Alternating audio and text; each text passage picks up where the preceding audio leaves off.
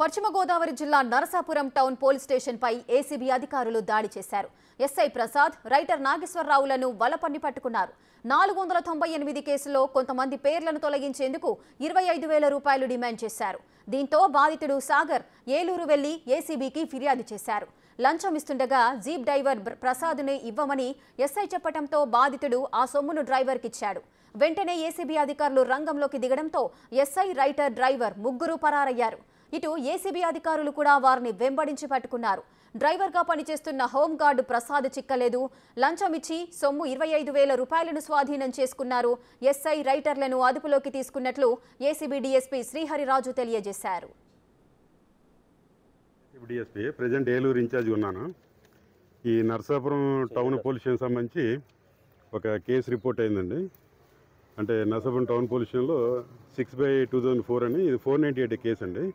అందులో డబ్బులు డిమాండ్ చేస్తున్నారనేసి అందులో ఒక సాగర్ అని ఒక ఎక్యూజ్డ్ ఉన్నారు.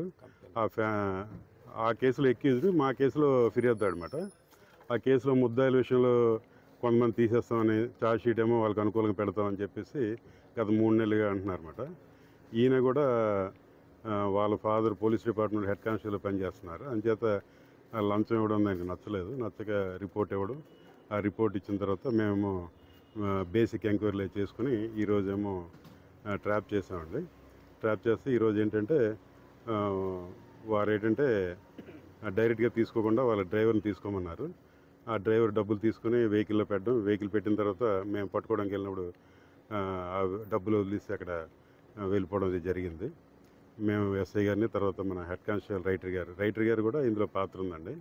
ఎందుకంటే ఆయన ఫస్ట్ నుంచి కూడా నాకు 5,000 ఇవ్వండి, ఎస్ఐ గారు 20,000 ఇవ్వండి అంటున్నాడు. నా పేరు విజయ్.